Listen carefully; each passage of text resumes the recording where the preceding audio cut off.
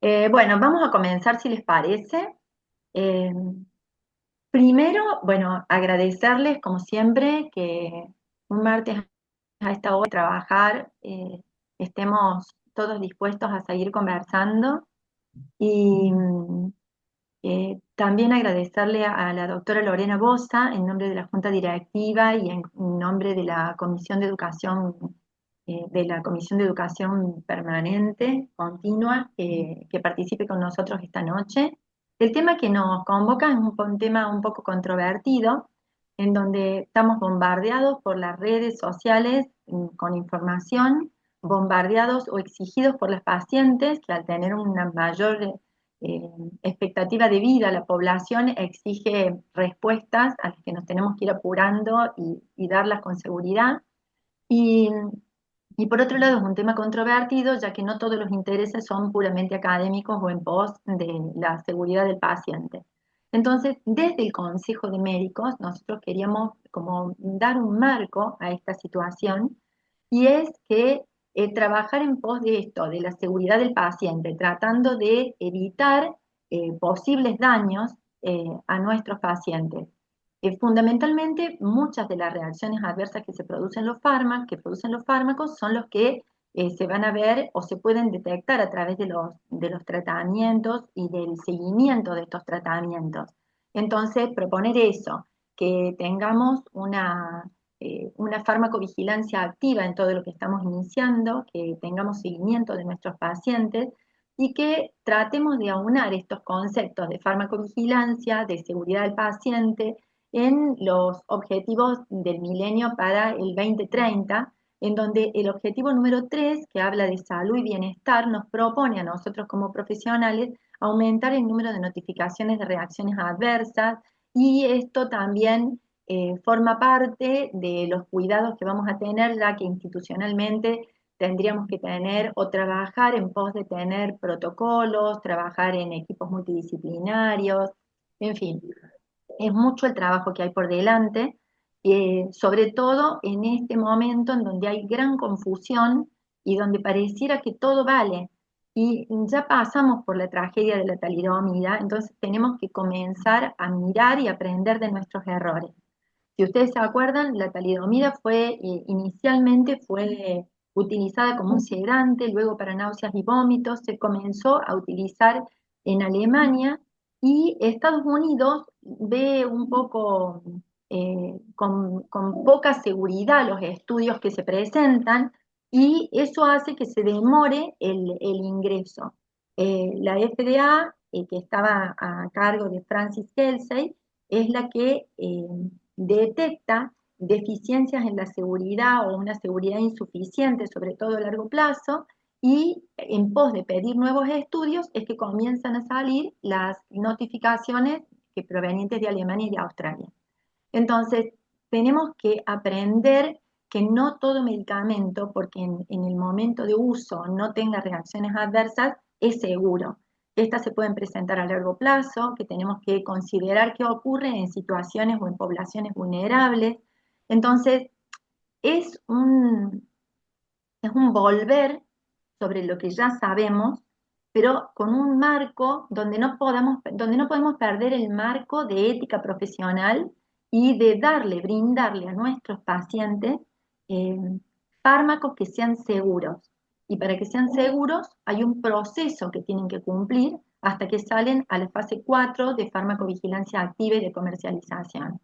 Entonces, bueno, vamos a comenzar hoy con este tema que es bastante controvertido, que tiene, ya les digo, mucha información y para comenzar, nos va a hablar la doctora Bosa, Lorena. Ella es médica tocoginecóloga, especialista en endocrinología ginecológica, en reproducción y climaterio. Ahora es la presidenta de AMADA, así que para nosotros es un gusto compartir con ella esta noche.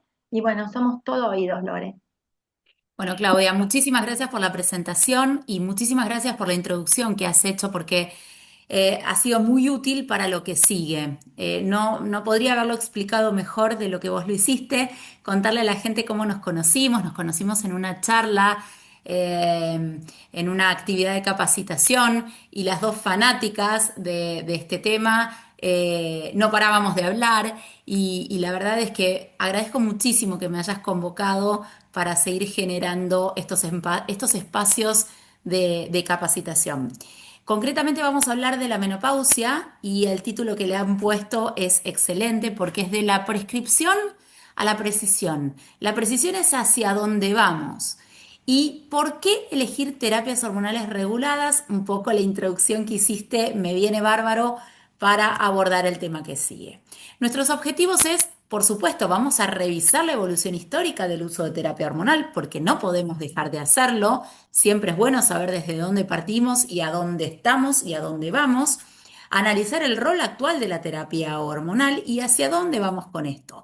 Claramente nuestro objetivo no es discutir si usar o no utilizar una terapia hormonal de la menopausia, sino cómo usarla bien. Y acá hablamos de basada en evidencia científica, individualizada, segura y sobre todo trazable. Esto un poquito de lo que hablaba Claudia. Y entonces, el otro día en redes sociales me aparece esta publicación. No importa de quién, porque realmente no hace a la cuestión, pero me hizo pensar bastante. Y fíjense lo que dice.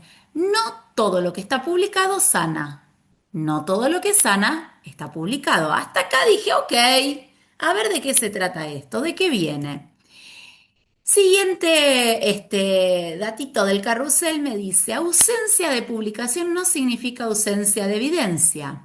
La experiencia clínica acumulada también es una forma válida de conocimiento médico.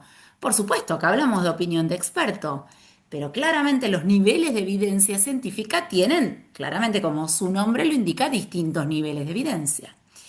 Y dice que no toda la medicina cabe en un ensayo randomizado. Y acá es donde me explotó la cabeza, ¿no? Claro, por supuesto, pero al randomizado a dónde quiero llegar. Y dice, la evidencia es nuestra mejor herramienta, pero no el límite del conocimiento. Confundirla con verdad absoluta es también una forma de sesgo. Y entender esto cambia la forma de acompañarte. Acá claramente entendí que lo que me estaban queriendo vender era otra cosa y me hizo pensar un poco más en esto de la precisión en menopausia. No significa personalizar sin evidencia, no significa que la recetita que te estoy dando yo, porque yo sé más que todo lo que está escrito a nivel mundial, va a hacer que vos andes bien y la que, bueno, la que no me paga la consulta a buscar mi evidencia de opinión de experto, todo esto que acumulé, pero que nadie a nivel mundial lo pudo comprobar, te va a ir mejor que la que va por el lado de la ciencia. Y la realidad es que precisión yo lo interpreto como elegir la molécula, la dosis, la vía, el esquema, la duración adecuados para cada mujer y por supuesto dentro del marco regulado, con calidad farmacéutica, con un prospecto, con control de seguridad y con farmacovigilancia. Y durante toda esta charla la idea es intentar ver un poquito a qué nos referimos con esto. Como ustedes saben, hoy la menopausia volvió a estar en agenda médica, en agenda periodística, en agenda de la comunidad. Y por supuesto que esto de estar en agenda empoderó a muchas mujeres, pero también generó confusión y polarización. ¿Estás de este lado o estás de este otro lado? Hay mucha información contradictoria, hay un auge de las terapias no validadas y hay también una medicalización innecesaria en algunos casos cuando sabemos que la menopausia es una etapa normal de la vida. Así como la crisis vital de la adolescencia, la menopausia también es una crisis, pero es una etapa más de la vida de la mujer.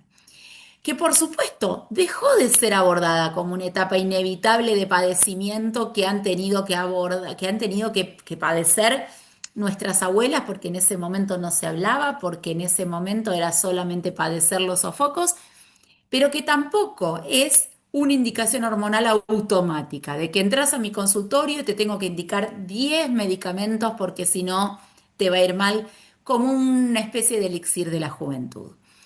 Hoy hay un cambio de paradigma y esto exige una medicina de precisión, identificar síntomas, riesgos, ventana de oportunidad, preferencias, antecedentes y por supuesto establecer siempre nuestros objetivos terapéuticos. Sabemos que a nivel mundial más de 1.000 millones de mujeres hoy están atravesando el climaterio en el mundo.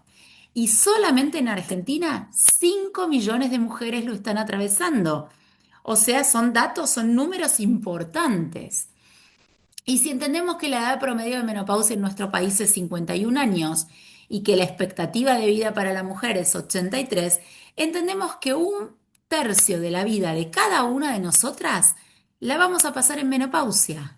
Por lo tanto, es necesario que hablemos de esta etapa. Por supuesto que no puedo dejar de mencionar dos palabras desde dónde venimos, que es este famoso estudio WI. Ustedes saben que en la década de los 60 a 90 la terapia hormonal era el estándar de feminidad, de prevención, de juventud.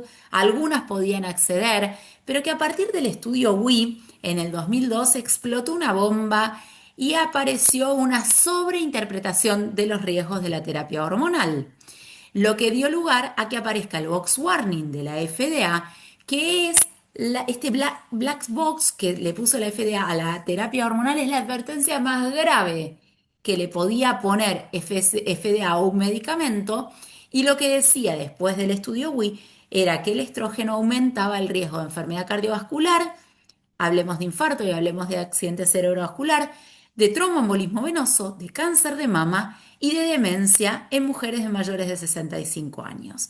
Por lo tanto, debía utilizarse, esta frase es muy conocida, la menor dosis por el menor tiempo posible. Lo que no tenían en cuenta es que el LUI tenía limitaciones, que por suerte hoy en día las conocemos y las tenemos muy claras, que era la edad promedio de las pacientes era de 63 años, muchas habían iniciado más de 10 años de la posmenopausia, habían usado otros estrógenos y progestágenos que hoy no utilizamos y que no tenían una representación de inicio temprano de terapia hormonal. Por lo tanto, lo que sucedió que hubo una caída libre de la utilización de terapia hormonal de lo que fue pre y post estudio WI. Entonces pasamos de un lado, yo soy amante de los parques de diversiones, entonces me pareció como muy copado ponerles el martillo o el barco pirata. ¿Por qué? Porque pasamos de un lado del barco hacia el otro lado del barco. Pendulamos de un lado hacia el otro. Y la idea hoy es justamente reinterpretar estos riesgos para lograr esta medicina precisa y personalizada. En noviembre del año pasado se inició la eliminación de este box warning de la FDA y se terminó de completar en marzo de este año, en donde por suerte ya en marzo de este año se retiraron los recuadros de riesgo tanto para enfermedad cardiovascular, para cáncer y para demencia. Y se hizo hincapié justamente en la edad del inicio de la terapia hormonal y el momento de inicio de la terapia hormonal. Y entonces volvimos a hablar de esto que nosotros, los que ya hacemos climaterio hace muchos años, tenemos muy claro que es la ventana de oportunidad. Esta diapositiva la debo haber hecho hace, no sé, 10 años atrás o más. ¿Qué es?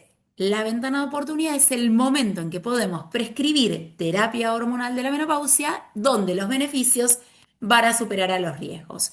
Y esto es en mujeres de menos de 60 años con menos de 10 años de menopausia. Por supuesto que el déficit estrogénico va a tener un impacto multisistémico. Va a tener un impacto en el sistema nervioso central a nivel de la termorregulación, por eso es que aparecen los sofocos, a nivel de geniturinario, aparece el síndrome geniturinario de la menopausia, se altera la libido en algunos casos, a nivel óseo aumentando la resorción ósea y a nivel cardiovascular aumentando los riesgos cardiovasculares, cambios a nivel de los lípidos y cambios endoteliales. Pero muchas, si bien muchas, 8 de cada 10 mujeres van a tener síntomas de la menopausia, fíjense que un tercio de estas pacientes van a tener un impacto real en la calidad de vida. Por eso es que es importante tener en cuenta cuáles son los síntomas de estas mujeres y cuáles son las estrategias terapéuticas que vamos a indicarle. Por supuesto que existen más de 30 síntomas de la menopausia. Los sofocos son los que tienen la bandera, pero también pueden aparecer insomnio, irritabilidad, cambios de humor, la niebla mental, la famosa niebla mental, cambios en la libido, aumento de peso. Pero no todos los síntomas se van a abordar de la misma manera. Como les contaba, el sofoco es el síntoma más frecuente. 80% de los sofocos aparecen tanto en la peri como en la pos. 80% de las pacientes menopáusicas lo pueden tener. Tienen una duración promedio de 7,4 años, pero concretamente el sofoco no es solamente el abanico y listo, sino que en muchas oportunidades el sofoco es la asociación con resultados cardiovasculares adversos, se asocia con estos resultados cardiovasculares adversos. Si bien no se pudo demostrar asociación con muerte, sí sabemos que puede tener esta asociación con los efectos cardiovasculares. Y esto se debe a un aumento de la reactividad microvascular y función endotelial alterada. Además, los sofocos tienen un impacto en la calidad de vida, ya sea un impacto a nivel emocional, un impacto a nivel social, porque pueden interferir con las actividades diarias, un impacto a nivel laboral, porque muchas veces interrumpen el sueño, generan cansancio diurno, y también un impacto en la salud, por lo que les contaba recién del aumento mayor del riesgo cardiovascular. Pero además de los sofocos, como les contaba, también hay otra sintomatología. Y quiero referirme a dos o tres puntuales que son las de mayor consulta, que son la famosa niebla mental, la alteración de la memoria y la cognición. Fíjense que entre el 40 y al 60% de las mujeres lo pueden padecer y que esto se va a asociar con menor calidad de vida. Y acá también el estradiol juega un rol importante. Aunque sabemos que no es sinónimo de demencia, sí puede alterarse hay dificultad en recordar algunas palabras o números, hay olvidos cotidianos, por ejemplo, perder el celular. Yo un montón de veces me pasa, ¿dónde lo habré dejado? Y por ahí lo dejé adentro del placar, adentro de la heladera. Hay problemas en la concentración, hay distracción fácil, olvidositas, y es como una sensación de abrumamiento, como de mente nublada. Pero por suerte se conserva la función ejecutiva, la planificación, la toma de decisiones y el rendimiento global. Pero específicamente cuando hablamos de niebla mental, tenemos que tener en claro que la terapia hormonal no va a estar recomendada para mejorar esta sintomatología. Y cuando hablamos de aumento de peso, otro síntoma que también es muy, muy característico durante esta etapa, tenemos que entender que el aumento de peso se produce porque hay una pérdida de la masa muscular a partir de los 30 años. Y esta pérdida de masa muscular se refleja en que el metabolismo basal cambia, que el gasto energético basal cambia. Por lo tanto, ¿por qué? Porque el músculo consumía más energía de lo que consume la grasa. Entonces, esta pérdida de músculo se traduce en un gasto energético menor, un gasto basal menor, favoreciendo el aumento de peso. Y por otro lado, los cambios hormonales, el menor estrógeno favorece el depósito de grasa a nivel abdominal, que es tan característica a esta etapa de la vida. Además, sumado a que durante esta etapa de la vida, por lo general, también cambia nuestro estilo de vida. Hay una disminución de la actividad física y unas modificaciones en los hábitos alimentarios. El estrés, por supuesto, que no me juega una buena pasada. Y también los trastornos en el sueño pueden influir. Pero cuando hablo de aumento de peso, también tengo que tener en cuenta que las estrategias para manejarlo, fíjense, que no es la terapia hormonal. En estos casos hay que recomendar cambios en el estilo de vida, controlar el estrés, dormir adecuadamente, una alimentación equilibrada, no por supuesto la dieta, y recomendar actividad física. Pero fíjense que la terapia hormonal no es el tratamiento para bajar de peso, aunque si yo mejoro los sofocos y la paciente duerme mejor, por supuesto que probablemente tenga un efecto, un impacto positivo, pero no se indica específicamente para bajar de peso. Entonces, ¿por qué hice esta breve introducción? Básicamente porque lo que tengo que entender que hay medicación, perdón, que hay síntomas que sí van a tener un efecto beneficioso con la utilización de terapia hormonal, pero hay otros que no. Por lo tanto, ¿qué significa prescribir con precisión? Por supuesto, primero, confirmar que haya una indicación clínica. No todas tienen indicación de recibir un tratamiento hormonal. Por otro lado, va a depender qué paciente tengo del otro lado. Estratificar el riesgo. ¿Qué riesgo cardiovascular? ¿Qué riesgo metabólico? ¿Qué riesgo mamario, trombótico y endometrial tiene la paciente que tengo enfrente? Y esto me va a permitir, primero, determinar si lo puedo indicar o no, pero por el otro lado, elegir qué vías, qué dosis, qué tipo de estrógeno, qué tipo de gestágeno y si en algún momento tendré que dar o no testosterona, porque no es para todo el mundo. Ahora vamos a intentar ver un poquito más concretamente esto. Además, es fundamental reevaluar periódicamente a la paciente, no es te lo indiqué y listo, ya está, no te veo más. Y es fundamental esto que dijo Claudia, registrar los efectos o los eventos adversos que podrían aparecer. Y fundamental garantizar trazabilidad del producto utilizado. No es lo mismo indicar un producto magistral en donde realmente no sé qué es lo que estoy indicando o a qué dosis o cómo está formulado. Tampoco voy a tener un prospecto concreto ni voy a poder garantizar la trazabilidad de ese producto. Entonces tenemos que partir que primero vamos a tener que hacer una evaluación clínica con un historial clínico concreto. Haremos el diario de sofocos, veremos si esta paciente realmente tiene una indicación de recibir una terapia hormonal. Por otro lado, haré el examen físico correspondiente, evaluaré los signos vitales, descartaré otras causas subyacentes y, por supuesto, descartaré que no haya contraindicaciones. Y por último, otro tema que está muy en boga es si es necesario pedir laboratorios para confirmar mi diagnóstico. Y concretamente, tenemos que darnos cuenta que en el laboratorio no es necesario un análisis hormonal a todas mis pacientes para poder tratarlas. ¿Por qué? Porque el diagnóstico es clínico.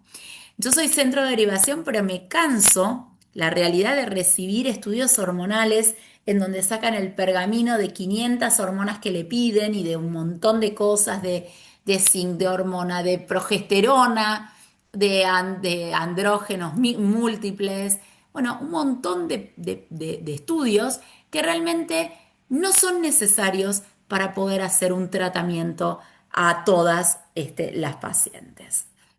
Por supuesto que el abordaje es integral, puede ser que sea un abordaje farmacológico, ya sea con una terapia hormonal o terapéuticas no hormonales, o puede ser que tenga que optar por tratamientos no farmacológicos. Lo que tengo que tener en cuenta a la hora de decidir si voy a medicar o no es que hoy en la Argentina tenemos todo el arsenal terapéutico a nivel farmacológico que necesitamos contar para esta etapa, ya que tenemos estradiol oral, tenemos percutáneo, tenemos transdérmico, están los gestágenos vía oral, vaginal y el DIU de levonorgestrel para la protección endometrial, contamos con tibolona y contamos con testosterona. Sí quiero aclarar que en Argentina hoy no tenemos más parches, o sea, la vía transdérmica del estradiol para la terapia hormonal no la contamos en Argentina, pero sí está a nivel mundial y se supone que en breve deberíamos nuevamente volver a contar con el parche para terapia hormonal. No sé cuándo, pero se supone que están en tratativas. Sí tenemos que saber que además de contar con casi toda la terapia hormonal en Argentina, tenemos diferentes vías de administración de los estrógenos y que cada vía va a tener su beneficio y su contra. Sabemos que cuando indicamos vía oral van a tener mayor impacto, no importa todo esto que él dice, pero sí vía oral es entender que tienen mayor impacto en síntesis de proteínas hepáticas, por lo tanto los riesgos van a ser justamente riesgo de factores de coagulación más aumentados y mayor síntesis de ACHBG, por lo tanto, ojo con la vía oral para la libido y ojo para las pacientes que tienen mayor factor de riesgo cardiovascular. Si la vía transdérmica o percutánea tiene menos impacto a nivel de síntesis de proteínas hepáticas, por lo tanto, menor impacto en líbido y menos impacto o neutral en temas síntesis de factores de coagulación. Por lo tanto, la vía transdérmica o percutánea la vamos a reservar para la mayoría de nuestras pacientes en menopausia que a lo mejor o son tabaquistas o hipertensas o que tienen algún otro convito que tenemos que tener en cuenta. Por supuesto que contamos con todos los esquemas de terapia hormonal y no es el objetivo de esta charla hablar de todos los esquemas, pero sí sepan que cuando la mujer tiene útero necesitamos utilizar el gestágeno de oposición para la protección endometrial. Y para eso tenemos gestágenos que son vía oral, vía vaginal, o por qué no también pensar en el DIU de levonorgestrel de 52 miligramos para protección endometrial lo tenemos cubierto por anticoncepción al 100%, entonces se lo damos como método anticonceptivo en la transición o en la perimenopausia, cuando la mujer todavía requiere un método anticonceptivo y por qué no, si después en la posmenopausia requiere una terapia hormonal, utilizarlo como protección endometrial. Simplemente en esta diapositiva les cuento todos los esquemas y los estrógenos y gestágenos que tenemos disponibles. No es el objetivo de esta charla, si quieren después lo podemos comentar más concretamente, pero sí contar que este eje del resurgimiento es la individualización, que hoy FDA saca el box warning y que nos dice, ok, individualicemos a nuestras pacientes, veamos qué edad tiene, qué tiempo desde la menopausia, cuál es el riesgo basal que tiene, tanto cardiovascular como oncológico, y cuáles son los síntomas que nuestra paciente tiene. Porque como dijimos, no todos los síntomas van a requerir una terapia hormonal. O sea que lo que tenemos que lograr es una medicina personalizada. Y como les decía, si bien hay muchos síntomas climatéricos, no todos mejoran con la terapia hormonal. No me canso de recibir pacientes en el consultorio que la vienen a buscar como elixir de la juventud porque no quieren envejecer o porque quieren descender de peso y realmente no hay indicaciones, no hay evidencia científica que me avale la utilización en esos casos. ¿Qué me avala la evidencia científica? Es indicación de terapia hormonal de la menopausia para el tratamiento de los sofocos, para el tratamiento del síndrome genitourinario de la menopausia y en ese caso lo que se va a utilizar es terapia hormonal estrogénica local, el promestrieno, el estriol o la prasterona a nivel local. Por supuesto, para la insuficiencia ovárica prematura es indicación, diría, incuestionable, excepto que tenga contraindicaciones la paciente. Y para la prevención de la pérdida ósea y la reducción del riesgo de fracturas también está indicado. ¿Cuándo no debería utilizarse? Para la prevención de enfermedad cardíaca, esto en algunas charlas suele surgir. Bueno, te doy una terapia hormonal porque, bueno, te va a venir bien para prevención del riesgo cardiovascular. Realmente no está avalado científicamente esta indicación.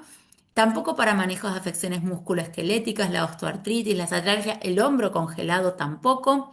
Por supuesto que ni que hablar de la prevención del envejecimiento. A veces cuando doy charlas para las pacientes les pongo el elixir de la juventud de la muerte les sienta bien. Vieron que se tomaba esa pócima mágica y que eso les garantizaba la juventud eterna. Claramente no es una indicación de la terapia hormonal, ni tampoco para caída de cabello, fragilidad en uñas, cambios de piel, aumento de peso, ni nada de eso. O sea, lo que tiene aval científico es sofocos, insuficiencia ovárica prematura y prevención de la pérdida ósea en mujeres que tienen factores de riesgo. Y un punto muy importante, que es donde se genera mayor controversia, es con respecto a la libido. Y acá aparece la testosterona para la mujer. Y entonces acá empezamos a hablar de cuándo, de cómo, de a quién, y nos empezamos a poner un poco más picantones entre los propios médicos, porque hay médicos que consideran esto realmente un elixir de la juventud y no sé si han tenido oportunidad de estar en Sojiva, pero se han armado algunos toletoles con esto y hay médicos que llevan la bandera muy tatuada en la piel de la testosterona para la mujer. Y concretamente lo que tenemos que saber con respecto a la libido es que 40 o casi la mitad de las mujeres de todo el mundo van a referir a algún tipo de problema sexual, pero solamente el 12 va a estar asociado, o sea, una de cada 10 va a tener un problema sexual asociado con malestar personal o interpersonal. Fíjense que los números cambian. Y que el problema más frecuente es el deseo sexual hipoactivo. Y cuando hablamos de, ¡ay, está Diana Salmón! Ahí la ve. Bien, y cuando hablamos de los factores de riesgo, de los factores que están en juego, tenemos que entender que hay muchos factores que están en juego cuando hablamos de sexualidad. No es solamente el factor endocrino, que es la deficiencia estrogénica o androgénica, sino que hay factores biológicos, factores interpersonales, factores culturales. Dianita, ahí te estoy viendo. Factores psicosociales. Con lo cual no es solamente una hormona el problema. Fíjense qué fácil sería si yo me inyecto una testosterona, esto un poco la reflexión la hacíamos en una de las charlas mías de Sojiva, qué fácil sería si yo me pudiera implantar el deseo sexual. ninguna tendríamos problemas, estaríamos mejor por la vida, pero lamentablemente la sexualidad no se puede implantar. Sí tenemos que tener en cuenta que el déficit estrogénico en la mujer, sabemos que durante la peri y la posmenopausia hay una reducción significativa y progresiva del estrógeno. Esto puede tener un impacto sexual. El hipoestrogenismo en los tejidos vulvovaginales se puede traducir en sequedad vaginal, en ardor, en irritación, en disminución de la lubricación y vasocongestión reducida durante la excitación. Se puede traducir en dolor, en urgencia miccional, en atrofia vulvovaginal y dispareunia y en la fragilidad tisular con laceraciones durante las relaciones sexuales, incluso hasta sangrado poscoital. Y que también el déficit androgénico en la mujer empieza a aparecer tanto en la peri como en la posmenopausia, y eso podría llegar a tener un impacto en la sexualidad, además de cambios corporales. Pero la realidad es que la magnitud del rol del andrógeno no está del todo clara, no está del todo definida. Entonces lo que tenemos que partir es que las disfunciones sexuales tienen un origen multifactorial. Por lo tanto, es necesario hacer una historia clínica médica, una historia sexual completa, un examen ginecológico y por supuesto que el abordaje debe ser integral. Por lo tanto, ¿cuándo vamos a indicar testosterona? ¿Y qué es lo que dicen? Dijimos, hay que basarnos en la evidencia científica. ¿Qué es lo que dice la evidencia científica a nivel mundial y a nivel local? Es que el tratamiento con testosterona debe indicarse en mujeres que tienen diagnóstico de deseo sexual hipoactivo en la posmenopausia, cuya deficiencia androgénica haya sido confirmada clínicamente y cuando otras causas hayan sido descartadas. No hay datos suficientes para emitir recomendaciones sobre el uso de testosterona en la premenopausia para el tratamiento de la función sexual ni para otros resultados clínicos. Y acá entonces tenemos que partir de la base que tenemos que tener un diagnóstico concreto de deseo sexual hipoactivo de la posmenopausia. ¿Y cómo se hace el diagnóstico? Necesitamos por lo menos 3 de los siguientes síntomas en un periodo mínimo de 6 meses, con malestar clínicamente significativo. No me alcanza a decir, hoy no tuve ganas, sino que esto tiene que estar repetido durante 6 meses. Y acá nos referimos a ausencia o reducción de interés en la actividad sexual, reducción o ausencia de los pensamientos o fantasías sexuales, la no receptividad a los intentos de la pareja, y esto lo llamo en el consultorio. Si te busca, te encuentra. Sí, doctora, si me busca, me encuentra. Ok, no tenés un deseo sexual hipoactivo. Por otro lado, reducción o placer o excitación durante la actividad sexual, reducción del interés o excitación sexual en la respuesta a estímulos sexuales y disminución de las sensaciones genitales o no genitales. Y otra cosa que es muy importante tener en cuenta es cuándo apareció. ¿Me aparece siempre? ¿Lo tengo durante 6 meses? ¿O es ahora con mi marido, pero si estoy con el vecino, con mi amante, no me pasa? Esto también es muy importante tenerlo en cuenta. Y que tiene que tener un malestar, asociado a un malestar. Hay muchas mujeres que vienen a la consulta y que me cuentan, Lore, la verdad es que esto a mí no me genera absolutamente nada. Yo estoy feliz, no tengo ganas y no me genera ningún malestar de nada. Ok, no hay necesidad de tratamiento. Y por otro lado, tenemos que descartar que no sea por otra causa, que la paciente no tenga una depresión, que no tenga un síndrome de ansiedad o alguna otra cuestión que lo esté generando. Pero fíjense que evidencia científica no habla en ningún lado de que tengo que dosar testosterona para hacer diagnóstico. Entonces, ¿cuándo considerar el uso de testosterona? Las indicaciones aprobadas a nivel mundial y que hay evidencia robusta es diagnóstico de deseo sexual hipoactivo de la posmenopausia, y en este caso está avalada por las guías internacionales y también por los consensos locales. ¿Cuándo considera otras indicaciones? Hay mujeres que consultan porque no les funciona la terapia hormonal menopáusica tradicional. En esos casos se podría considerar la utilización de testosterona. Hoy en día se está hablando muchísimo del PET, de la combinación progestágeno, estrógeno, testosterona como una única terapia hormonal de la posmenopausia. Veremos qué traemos de IMS en breve en Río. Veremos qué hay de nuevo en esto, pero la realidad es que no está indicada para la fatiga inexplicable, para los trastornos del ánimo, para la pérdida de masa muscular, como nos quieren hacer creer, por lo menos a hoy. Ojalá pasado mañana me pueda meter las palabras en el bolsillo y logremos tener evidencia robusta en donde todo esto sí termina siendo indicado y avalado y estudiado por la evidencia científica a nivel mundial. Hasta el momento, lo que tiene evidencia científica es deseo sexual hipoactivo de la posmenopausia. Y sí les quiero mostrar que en esto tenemos evidencia robusta a nivel internacional y a nivel local. Acá simplemente les traigo el consenso internacional de IMS que ha logrado tener apoyo de más de 9 sociedades científicas a nivel internacional y hoy contamos con evidencia también a nivel local. APEC ha emitido también su consenso, han hecho el consenso de ALEC. Bueno, hay varias sociedades científicas que participaron en los consensos. ¿Y qué es lo que dicen la evidencia a nivel internacional? Y este consenso concretamente es que la testosterona está indicada entonces para el deseo sexual hipoactivo en mujeres posmenopáusicas con efecto terapéutico moderado, que no recomienda niveles séricos para el diagnóstico, que debemos evitar preparaciones magistrales, y ahí nos vamos metiendo un poquito más en tema. Esto ya está concretamente a nivel mundial escrito y avalado, cuando existan formulaciones reguladas. Que hay insuficiencia de la evidencia para utilizar la testosterona para otros beneficios, esto que les contaba, musculoesquelético, cognitivo, metabólico o para la prevención de enfermedades.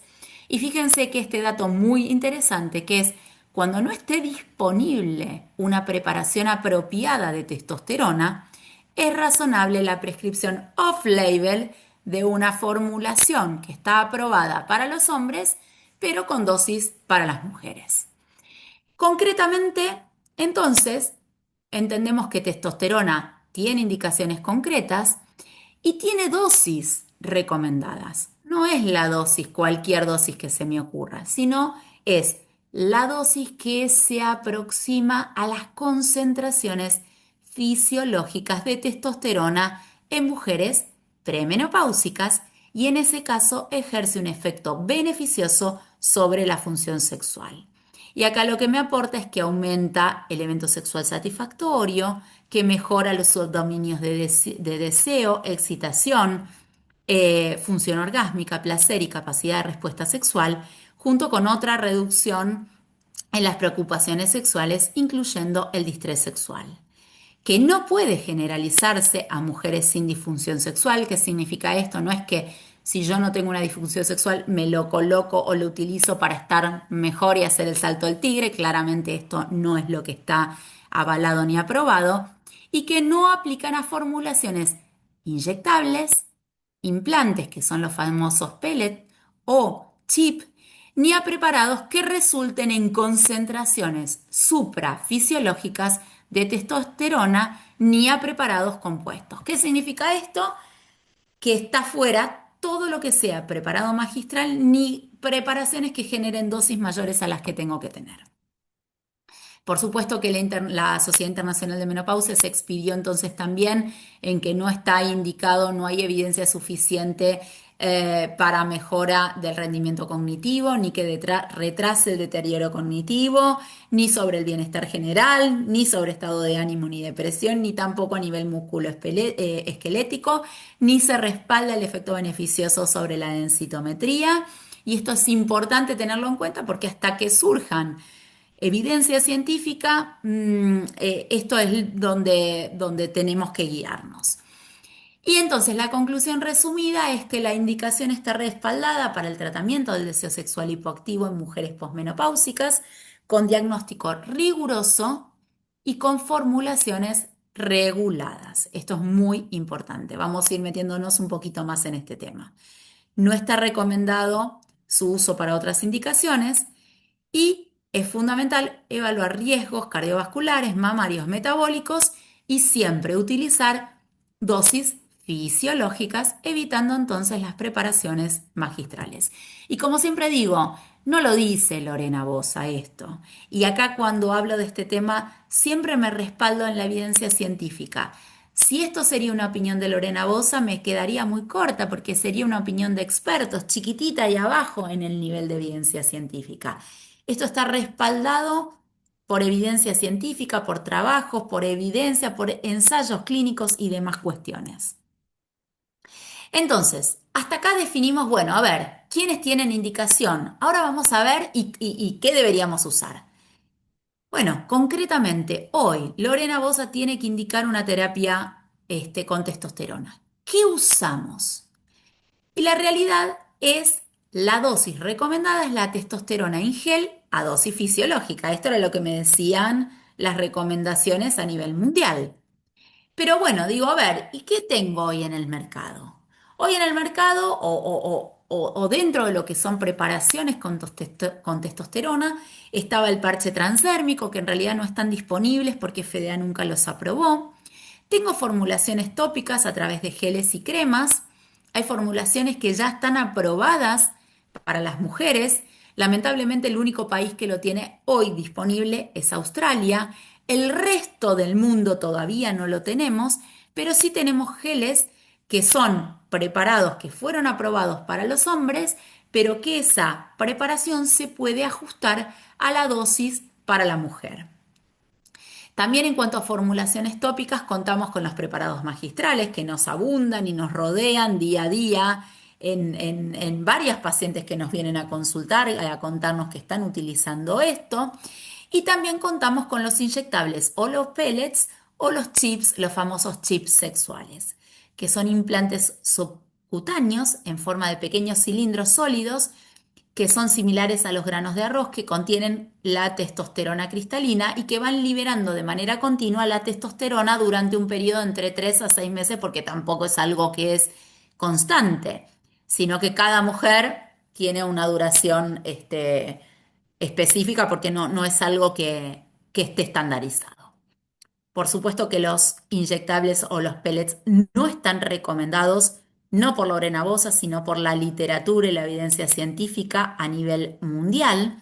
Y una de las cosas por las cuales no están recomendados es que otorgan dosis suprafisiológicas y como dijimos antes, la dosis que estaba recomendada era la dosis fisiológica para la mujer.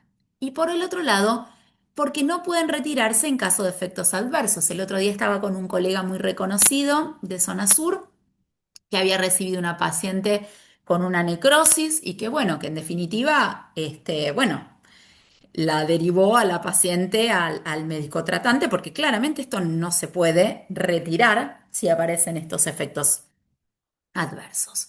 Y acá me estoy metiendo en un terreno en donde Claudia y ahí la tengo a Diana, son muchísimo más expertas que yo, así que estoy feliz de compartir esta charla con ustedes. Y esto es entender un poquito más, de manera un poquito más profunda, este tema. Concretamente, a mí me da vergüenza hablar adelante de ellas, pero bueno, se los voy a hacer de manera fácil y concreta porque yo no vengo de ese lado, pero me sirvió bastante para poder entender qué es lo que estamos hablando. Entonces, concretamente un medicamento está formado por un excipiente y por un principio activo. El excipiente es lo que va a acompañar a ese comprimido o a esa cosa que me estoy tomando. Es el vehículo. El principio activo es justamente la molécula, la sustancia que va a hacer el efecto que estoy queriendo que tenga. Y cuando yo tengo un principio activo, puedo generar un medicamento regulado o un medicamento no regulado o una fórmula magistral como actualmente las conocemos. Por supuesto, tengo que entender que los medicamentos regulados y las formulaciones magistrales no son lo mismo. A pesar que fíjense que en mi cuadrito Lorena dijo que están formados por el mismo principio activo. Con lo cual uno podría intentar creer que es lo mismo porque vino del mismo lado. Y claramente no es lo mismo porque tienen diferentes controles y diferentes validaciones del producto final.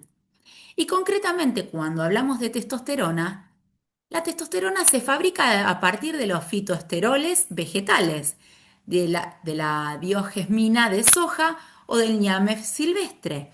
Y luego se realiza la modificación química para obtener la molécula bioidéntica. Y yo con la misma testosterona puedo generar un medicamento regulado, que por suerte Australia lo tiene, o puedo generar un medicamento no regulado que nosotros tenemos disponible en Argentina, o puedo generar una formulación magistral. Los API en realidad donde se fabrican hay un montón de lugares en donde se fabrican, pero lo más importante de esta diapositiva es entender que estos preparados, estos principios activos, perdón, están fabricados en plantas que están especializadas en síntesis química y biotecnológica bajo normas internacionales muy, muy estrictas. No es que cualquiera puede ponerse a generar estos principios activos. Y que justamente la característica más importante que tienen es que hay atrás agencias reguladoras que controlan la calidad de estos principios activos.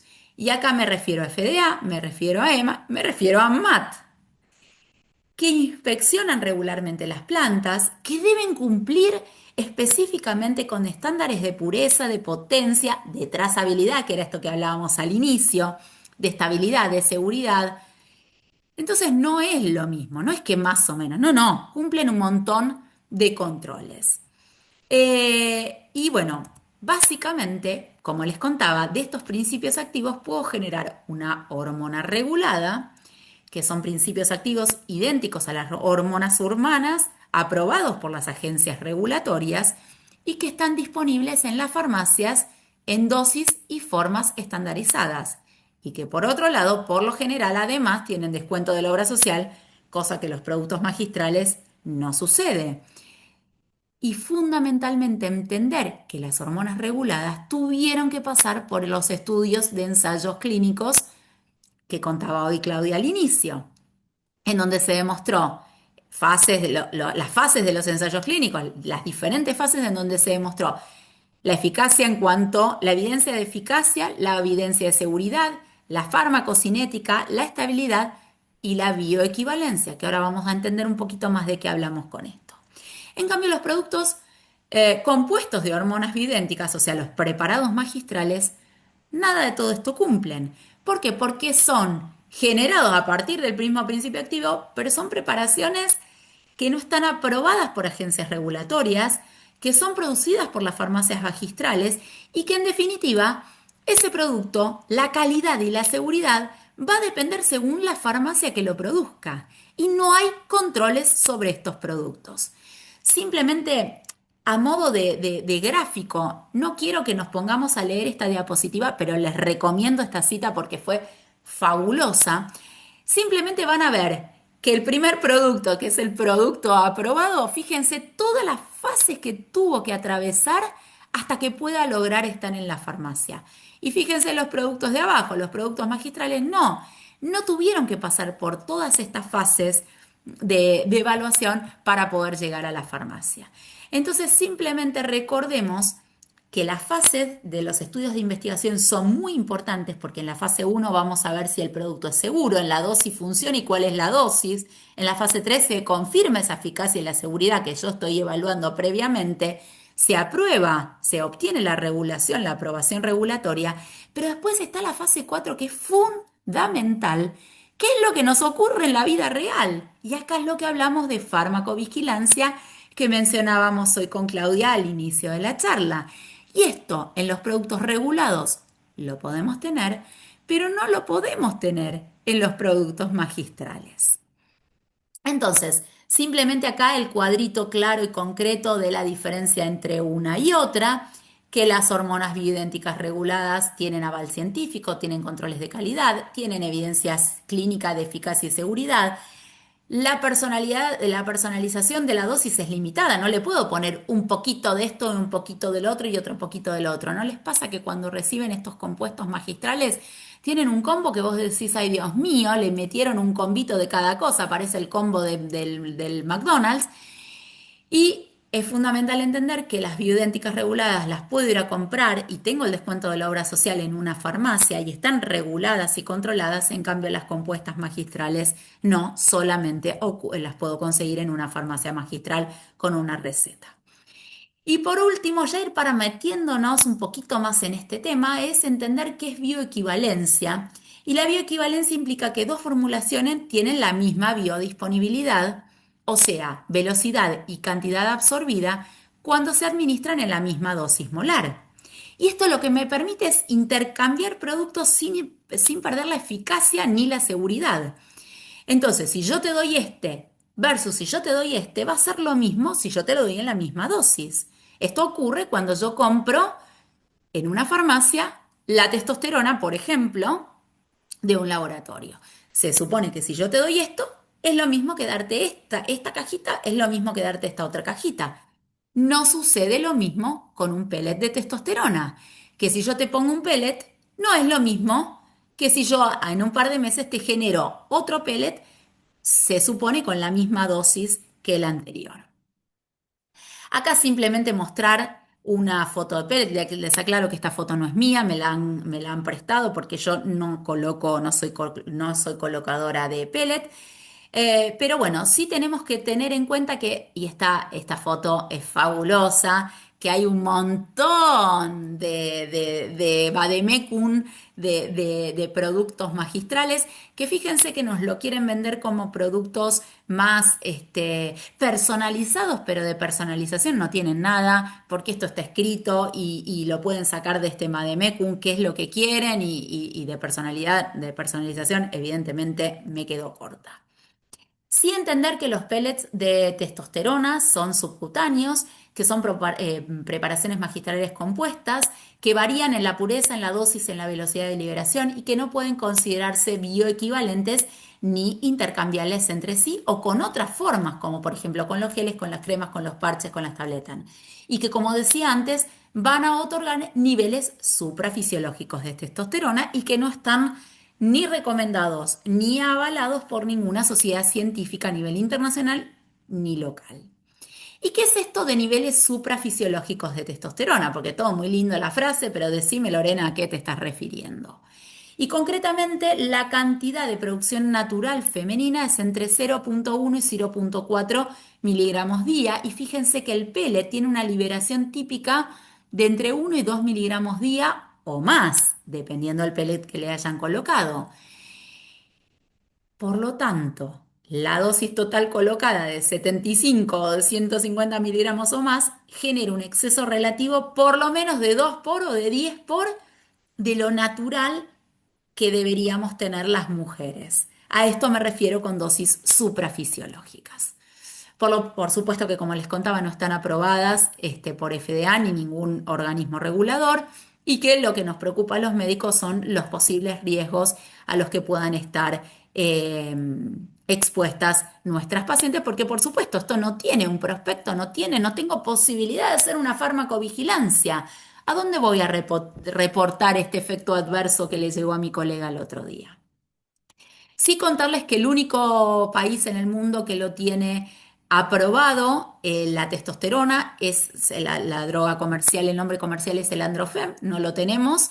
El único que lo tiene aprobado es Australia, que el organismo regulador, la agencia reguladora, lo aprobó para el deseo sexual hipoactivo en las mujeres posmenopáusicas, pero que lamentablemente en Argentina no lo tenemos y no sé si lo vamos a tener por lo pronto. Pero fíjense que acá nuestro consenso, la bibliografía internacional, nos avala a que cuando no esté disponible una preparación apropiada, digamos, una preparación de testosterona aprobada por el ente regulador, es razonable la utilización y la prescripción off-label de una formulación masculina aprobada. no nos dice que tenemos que utilizar una preparación magistral.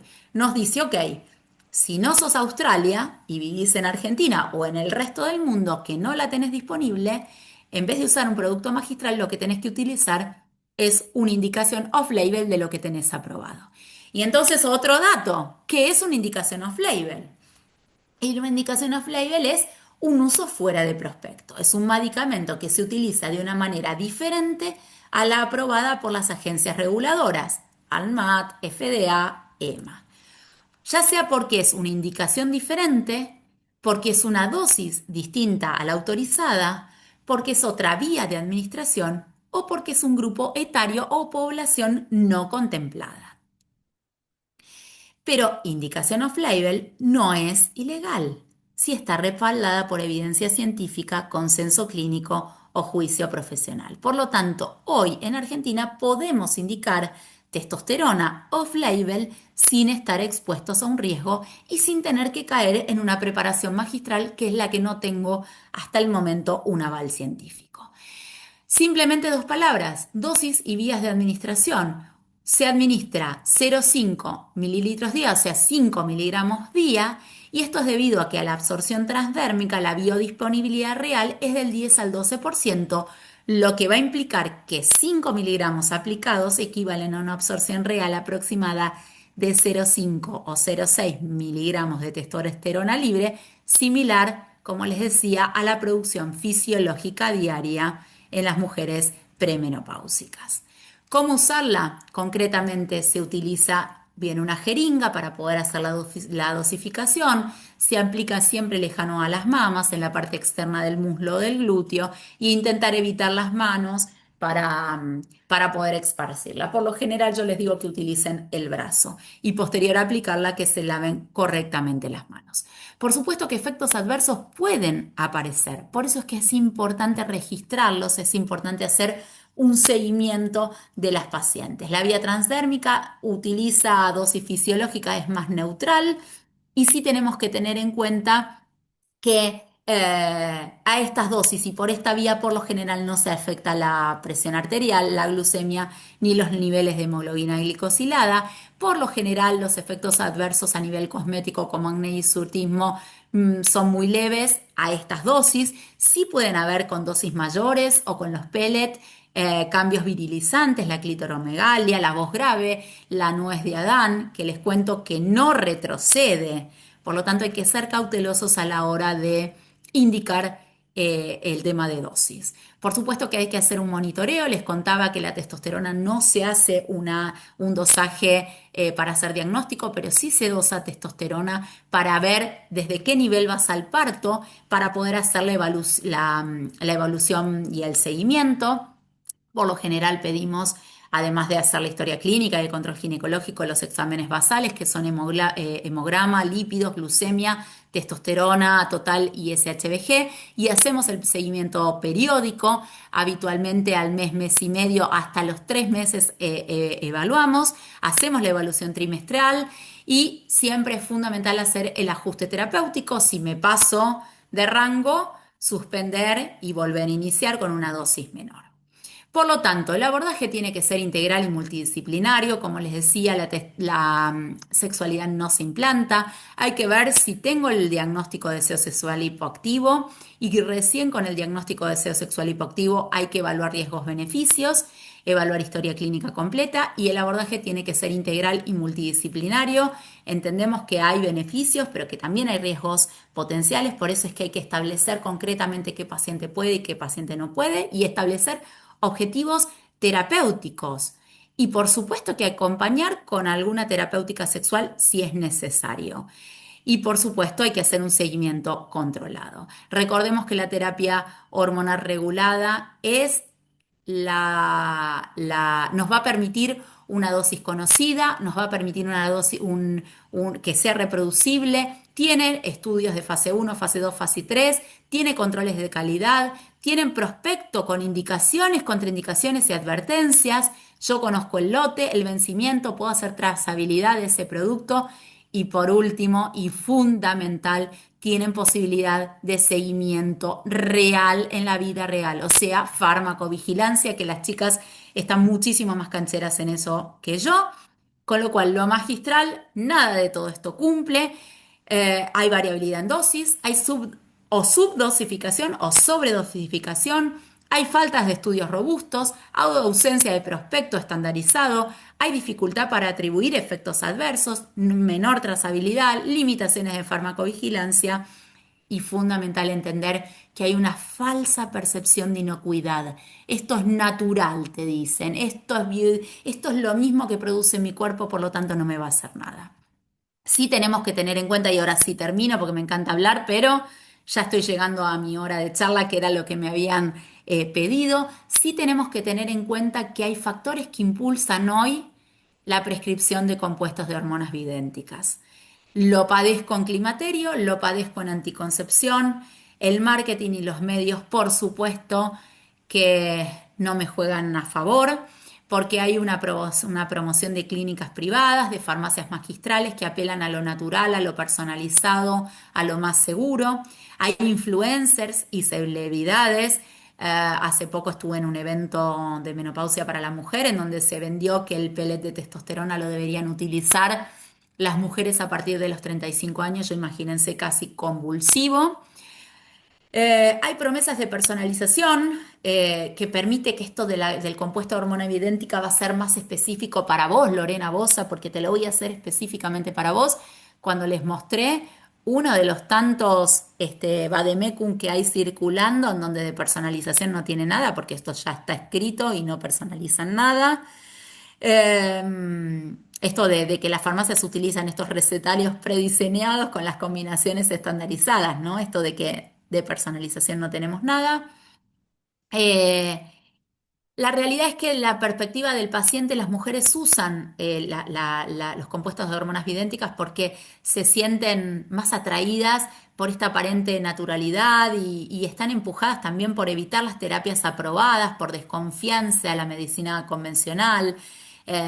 La respuesta muchas veces los médicos somos parte del problema y parte de la solución porque no sabemos transmitir el mensaje. Y bueno, claramente acá también hay un tema del sistema de salud, la consulta dura poco, la obra social me paga poco. Entonces, claro, obviamente, estas mujeres llegan a las consultas privadas en donde pagan la consulta, donde pagan el laboratorio, donde pagan este preparado, entonces obviamente tienen más tiempo, se sienten como más acompañadas. Entonces acá nosotros mismos tenemos que hacer un mea culpa. La influencia médica, esto que decía, hoy los compuestos de hormona bioidéntica son indicados por médicos ginecólogos que hasta ayer eran colegas míos y trabajábamos en equipo. Y hoy viraron hacia este tipo de indicación. La desconfianza del sistema de salud y la industria farmacéutica. Hoy leí un artículo muy por anticoncepción, la verdad que me hizo doler mucho la cabeza. Bueno, esto es algo que se está queriendo instaurar y el costo, y bueno, el costo es otro tema porque aunque se quiere plantear que es más económico, claramente no lo es. Y por otro lado, ni que hablar, como les mencionaba, que este tipo de compuestos no tienen descuento por obras sociales. Por lo tanto, yo creo que cerrando esto es importante tener en cuenta que el punto clave es la farmacovigilancia, que no se pueden vigilar adecuadamente este tipo de productos, no se pueden medir, no se pueden trazar.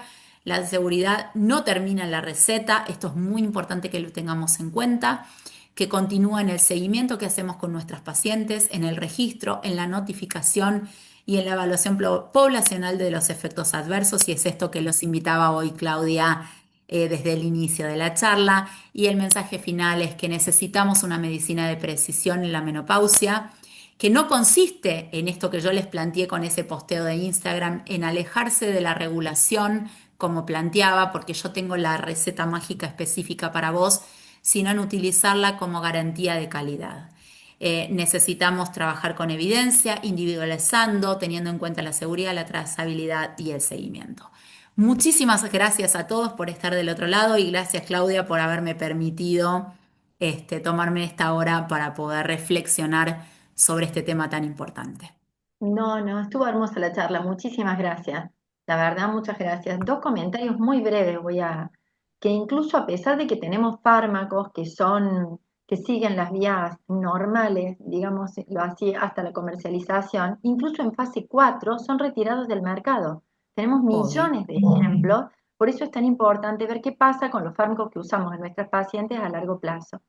Nos acompañan esta noche, ahí las veo a las chicas, Diana y la doctora Steffi de Uruguay. Así que les vamos a pedir algún comentario. No sé quién quiere empezar. Hola, bueno, yo Diana, primero presentarme, agradecerles la invitación desde este lado del dale. charco. Yo soy Stephanie Miroga, soy ginecóloga y soy farmacóloga. Y saber que existen personas que comparten estas dos especialidades conmigo me hace no sentir tan sola en este mundo. Así la No conocí a somos tan Claudia, porque la raras. gente no logra entender por qué tengo estas dos especialidades. Em, Primero agradecer la invitación y felicitar a Lorena por la charla tan clara y con un perfil farmacológico difícil de a veces de explicar a quizás a los colegas que no están tan metidos en la temática. Podemos hablar 1000 horas de esto, ¿no? Yo mientras hablaba pensaba algunas cosas, ¿no? Cuando uno dice en los ginecólogos quizás más clínicos, los que están todos los días del otro lado del consultorio con la paciente, cuando uno le dice farmacovigilancia es como, ¿de qué me está hablando, no? O sea, acá en Uruguay nosotros tenemos muy pocos minutos por paciente, nosotros tenemos 12 minutos por paciente, ¿no? Si yo le digo a un médico hacer farmacovigilancia, no sabe ni lo que es ni lo va a hacer. Pero entonces yo siempre trato de llevárselo a la situación diaria de cada paciente, ¿no? Y siempre trato de recordarles lo que es para nosotros los farmacólogos una Biblia, que es la guía de la buena prescripción de la OMS, que te da los 6 pasos de la guía de la buena prescripción y que Lorena los dejó ver por ahí, que esos 6 pasos, lo primero es plantearse el problema. Entonces uno piensa, las pacientes vienen y me dicen, yo estoy en menopausia, ¿preciso hormonas? Eso no es la pregunta. La pregunta es, Mm. ¿cuál es el problema terapéutico que tiene la paciente? ¿Cuál es el problema de vida, de salud, de transición de esta etapa de la vida? Para plantearnos un objetivo y para después ver si lo que precisa es una hormona o precisa que le ajustemos el ejercicio, que haga terapias cognitivas para el insomnio, que haga una terapia sexual con su pareja, ¿no? Entonces lo que hay que plantearse es qué es lo que le pasa a la paciente y qué es lo que hay que tratar. Y después elijo el medicamento, hago la receta y monitorizo. Es algo que los médicos les cuesta como meterse adentro del concepto de monitorizar. Yo tengo que dar un medicamento y tengo que decirle a la paciente cómo lo tiene que tomar, qué efectos adversos puede tener, cuáles son los objetivos que espero, qué no espero, cuándo espero una respuesta, ¿no? Porque con la terapia hormonal uno sabe que la respuesta no es de hoy para mañana y uno se lo tiene que explicar. Y citarla y volverla a ver en un tiempo, eso es monitorizar. Y cuando la vuelvo a ver, en 2 meses, 3 meses, dependiendo de lo que el sistema nos permita, eh, ver si logró los objetivos terapéuticos, ver si tiene efectos adversos y tomar una decisión. Entonces las pacientes me dicen, bueno, ¿hasta cuándo tengo que tomar esto? ¿No? Cuando uno se los indica por primera vez. Hasta la próxima consulta, en principio. Y la próxima consulta veremos si es por acá, no es por acá, si es esta dosis, si te saco, si te pongo, si te agrego. ¿No? Entonces, monitorizar es farmacovigilancia, es la farmacovigilancia que podemos hacer los médicos desde el consultorio, sin grandes nombres y sin grandes estudios. Ojalá tuviéramos una farmacovigilancia poblacional mucho más amplia, ¿no? Pero los médicos podemos hacer cosas pequeñas con nuestros pacientes, que es monitorizar qué le pasa con el tratamiento. Eso es bien interesante.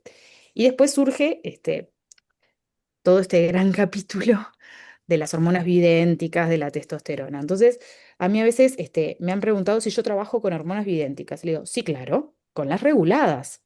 Porque acá lo que hizo el marketing fue agarrar la palabra bioidéntica como para esto que decía Lorena, ¿no? Lo natural, no sé qué. Las marcas comerciales, que al menos hay acá en Uruguay, de estrógenos transdérmicos, de progesteronas, son bioidénticas, pero pasaron por el proceso regulatorio, no dejan de ser bioidénticas. Yo cuando me preguntan, yo les digo que sí trabajo con bioidénticas, con esas bioidénticas, ¿no? Y cuando decías por ahí, a mí te me gusta hablar mucho también, Lorena, pero voy a ser cortita, porque si no va a ser como un monólogo o como una charla entre nosotras cuatro. Em, Mira, moni- te sí, freno un minutito acá. Mensaje del 14 de mayo. Hola doctora, ¿cómo estás? Disculpe que la moleste. Es para consultarle si hace tratamientos de reemplazo hormonal con hormonas bioidénticas. Todo el tiempo me Tapo el llegan eso. teléfono, tapo el teléfono. Hola, encantada. Si te referís a hormonas bioidénticas magistrales, no. Utilizo, en caso de que la paciente tenga indicación de tratamiento hormonal, las hormonas bioidénticas aprobadas y reguladas. Es Todo el tiempo. fabuloso. Sí, Esto es para de, ponerlo de de reflexión en estado el de Instagram. WhatsApp. Sí. Entonces, bueno, esto de, bueno, las hormonas bioidénticas, eso, el off-label, ¿no? El off-label lo usamos en una cantidad de situaciones clínicas. Los que seguimos viendo embarazadas, hacemos una cantidad de off-label, los que ven niños hacen off-label, es decir, el off-label es una práctica muy reconocida y muy aprobada y hay que tenerla en cuenta. Entonces, cuando hacemos un off-label de algo, cuando usamos una testosterona gel aprobada para los hombres en una dosis de hombre y la vamos a usar para una indicación no aprobada en ficha técnica, más que más hay que monitorizar. O sea, hay que monitorizar siempre. Pero en el off-label uno tiene que, su principal objetivo de ese tratamiento es monitorizar. Monitorizar si tiene una respuesta que busca y monitorizar los efectos adversos. Y por el otro lado, tenemos cosas reguladas que la gente le piensa que como son reguladas están buenísimas. Acá en Uruguay, acá no hay, sí hay pellets, es verdad, mucho menos que en Argentina, porque nosotros las cosas siempre nos llegan después que ustedes, por suerte en algunas cosas. Em, pero por ejemplo, acá tenemos testosterona inyectable, que es una dosis masculina enorme, que es una hormona muy sintética y que tengo colegas que la usan un montón.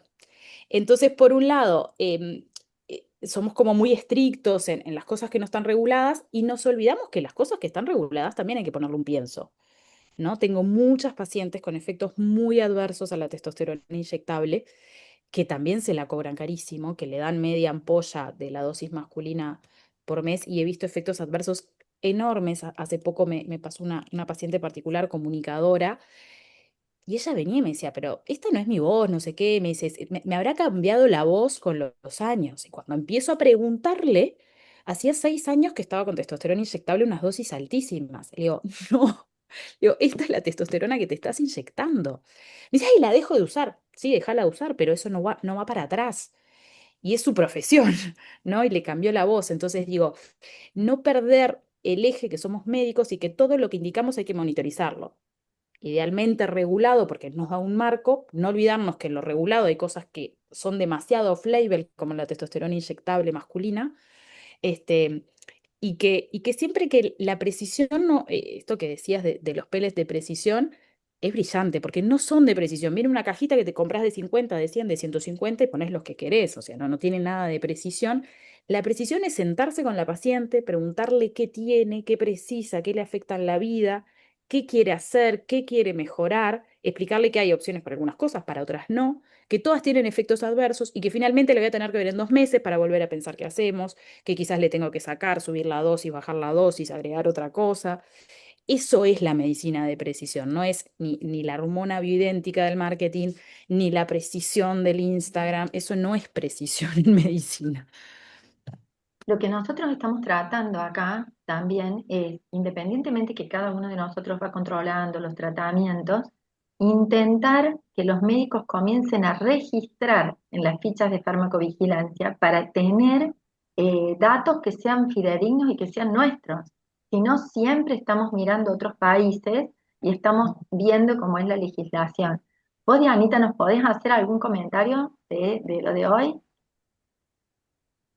Diana ya Hola pertenece a la Claudia. esfera de la ética, ya no es como nosotras chicas que está en gineco. Ella ha trabajado mucho tiempo en ANMAT, es médica, es ginecóloga, pero tiene más experiencia en lo que es manejo desde lo institucional y en ética.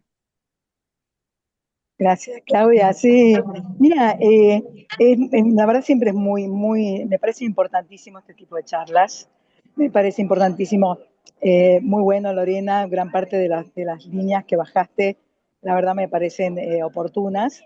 Yo quería acotar un par de cuestiones por la intersección entre mi experiencia asistencial, la investigación clínica, la regulación y la bioética. Van a ver que se va a juntar todo. quería hacerle una pequeña distinción que la hice justamente en Sojiva, que hablaba del tole-tole, Lorena. Una cosa es la indicación aprobada. Por favor, te pido, terminemos la fiesta en paz. ¡Ay, qué genial! No, básicamente lo que quería rescatar es, para colegas, ¿no? La indicación aprobada no es la indicación recomendada por evidencia basada en consensos. La indicación aprobada de un medicamento es aquella indicación que fue probada y a partir de las pruebas con ensayos clínicos que tuvieron en cuenta dosis, vía de administración, población, posología, con ensayos clínicos randomizados, ahí eso cae en el prospecto. Entonces, esa es la indicación aprobada que me parecía interesante, que no es un juego semántico, sino nosotros los médicos estamos acostumbrados a escuchar, bueno, se dijo en Sojiva, se dijo en el consenso, pero si vamos al nivel de evidencia, no es 1A, por ejemplo. No es evidencia de ensayos clínicos randomizados. Entonces, ¿qué es lo único que yo quiero más que todo rescatar de todo esto?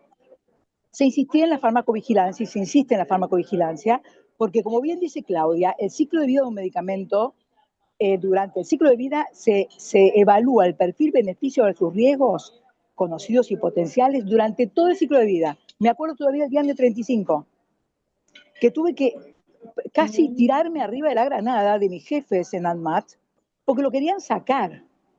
Y yo decía, yo saco el Diane 35 y se me vienen todos mis colegas de todos los hospitales, se unen por primera vez en la vida de clínicas con el italiano y me liquidan.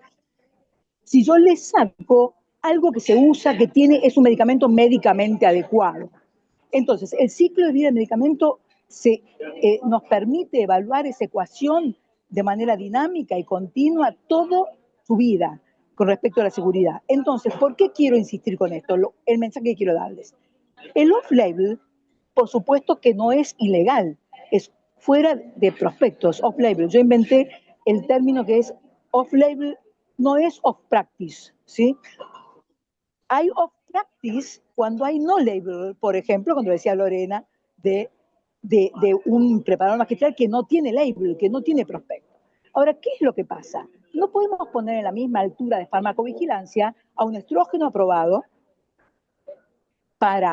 con ensayos clínicos en población femenina, con dosis, con posología, con un ensayo clínico que pasó por todas las fases, versus la testosterona en gel, que fue avalada en hombres. Entonces yo no puedo hacer una fase 4 de farmacovigilancia sobre un producto que no pasó las fases previas en esa población. O sea, no va a tener la misma calidad ese dato de farmacovigilancia, porque de hecho, por definición, no estaría contemplando las indicaciones off-label. Entonces yo les pido, por favor, ustedes que tienen incidencia, que son gente importante, que tienen predicamento, ¿por qué no estimulan la posibilidad de ensayos clínicos con testosterona en mujeres? Y dejamos de corrernos y cuándo se le oscurece la voz, cuándo sí, cuándo no, cuándo le salen o no pelos. Yo me preguntaría en esta sociedad patriarcal si hubieran aceptado el uso off-label de estrógenos, por ejemplo, para la calvicie, con la misma liviandad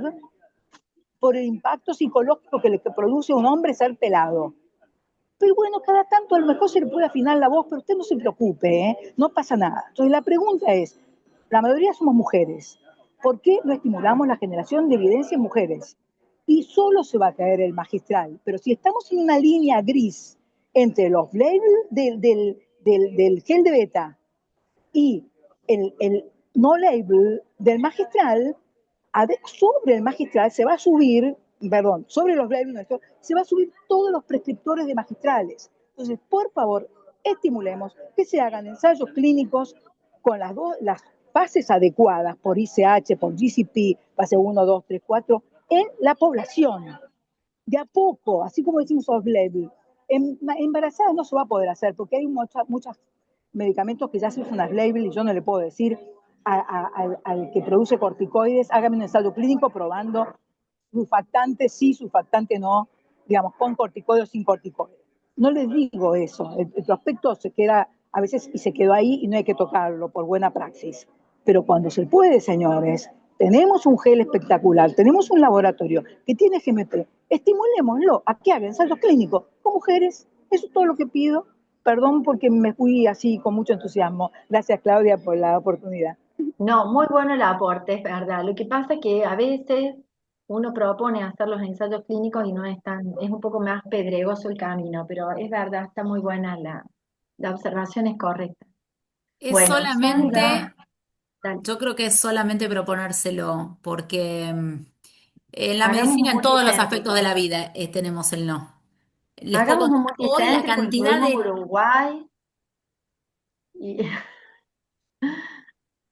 Esto que decía Diana, sabes que cuando, no sé, capaz que hace 10 años, cuando se empezó a hablar de, no sé, 10 12 años, cuando se empezó a hablar de los peles de testosterona, hubo una charla que ya no me está saliendo el nombre de un norteamericano, que es el que siempre, hay un paper publicado que es Rebecca Glaser versus él, ¿se acuerdan? ¿Se acuerdan por qué sí, por qué no? Bueno, el norteamericano, que no me está saliendo el nombre, en una charla multitudinaria, yo como con mi inglés muy, muy indígena, le pregunté, ¿por qué no hacer ensayos clínicos y aprobar la testosterona y dejarnos de, perdón la palabra, de joder con esto de que es un off-label? Entonces, él muy norteamericano y muy basado en las premisas de la FDA, me dio sus argumentos de que, por qué él cree que, que no es factible o que ha costado tanto meter en la cabeza que precisamos un ensayo de la testosterona gel, por ejemplo. Entonces él puso varios argumentos, cuestionables si se quieren, pero bueno, esto que hoy decía Lorena, de que la dosificación de testosteronas en mujeres es muy difícil y que los métodos que se usan para medirla son muy difíciles, entonces que sería difícil establecer un estándar de, por ejemplo, dosificación hormonal de testosterona, varios argumentos. Y ahí se generó, bueno, como un ida y vuelta. Y lo que yo le dije es, sí, pero el argumento más pesado es que acá hay una cantidad de gente que está haciendo mucha plata. Entonces, y ese principio activo, como bien lo explicaba Lorena, que se usa en el pellet, es el mismo. Entonces, el dueño del principio activo, los productores que son reconocidos de los principios activos, no tienen una necesidad económica de, de invertir en un ensayo clínico, que todos hablemos que son muy costosos, porque ellos ya están vendiendo ese principio activo. no, Entonces, tienen un exacto, riesgo. de perder el negocio. Entonces, en realidad, yo creo que ojalá me equivoque y en 10 años haya un ensayo clínico y haya la evidencia suficiente, pero hoy la plata la plata, la ganancia económica es tal en ese lugar que qué necesidad, digo, lo digo irónicamente, ¿no? ¿Qué necesidad de generar un ensayo clínico con lo que implica, con las variables que hay que ponerle, con todo lo que hay que pedirle para que quizás no me demuestre nada, porque como le dijo Lorena, la mayoría de las mujeres no precisamos testosterona, eh, cuando hay un mercado, entonces, ojalá, Diana, alguien lo pueda hacer. Lo que pasa desde la academia, yo soy docente de facultad, proponer un ensayo clínico de esto yo sé que voy a morir en la orilla, porque el costo económico que tiene es muy difícil, o sea, si no lo logran hacerlos, no quiero decir que no, si ustedes me invitan, yo participo del ensayo clínico que quieran, pero si las grandes cabezas que manejan esto en el mundo no lo quieren hacer, me es muy difícil pensar que nosotros lo vamos a lograr. Sí, lo único que te pido, Claudia, sí, 5 segundos quiero proponer una solución probable desde la bioética. Si nosotros empezáramos a usar, por ejemplo, la herramienta del consentimiento informado, o sea, que la paciente consienta informándose, aún en el uso off-label de gel, ya empezamos ya a la industria farmacéutica a ponerle, decir, mira, ¿sabes qué? Yo con tal y tal y tal paciente, después que leyó el consentimiento, no quiso ni el off-label. Y si de encima además ponemos esa herramienta de consentimiento informado a toda aquella paciente que va a ser destinataria de un pellet, yo creo que de 10, una sola acepta. Hay que informar, hay que empoderar, como decía Claudia en otro momento, hay que empoderar a la paciente para que tome decisiones de modo informado. Y nosotros tenemos que ser honestos con nosotros mismos y a partir de ahí poder ser honestos con la paciente. Si el off-label nos pide consentimiento informado, digámosle, mire señora, esto está aprobado en hombres. Y agradezca que esto está aprobado, esta formulación, porque el pellet ni siquiera está aprobada y aprobado. Entonces, si empezamos a distinguirnos y empezamos a usar, por ejemplo, el principio de autonomía, que la paciente tenga autonomía de decisión con información, a lo mejor quien le dice, empezamos a mover un poquito el avispero y la industria deja de esa zona de confort, de decir, bueno, ¿para qué me voy a poner a estudiar si yo de cada 10 productos, 7 son para mujeres y 3 son para varones? Entonces le decimos, mira, ¿sabes qué? Como off-label, yo tengo la posibilidad, como colega, la obligación como médica, de pedirle consentimiento informado a la paciente. ¿Me ayudás, laboratorio, a hacer un modelo de consentimiento informado? Y que yo le pueda informar todo. Bueno, tampoco, está bien. Bueno, a ver si hacemos un ensayo clínico. ¿Me explico? O sea, creo que quizá, ojalá no puedo ser demasiado, como decís vos, no sea demasiado optimista, ojalá que por lo menos podamos algo empezar a mover el avispero. Gracias y perdón por el tiempo que me tomé, pero me No, no, parecía impecable, como interesante. siempre.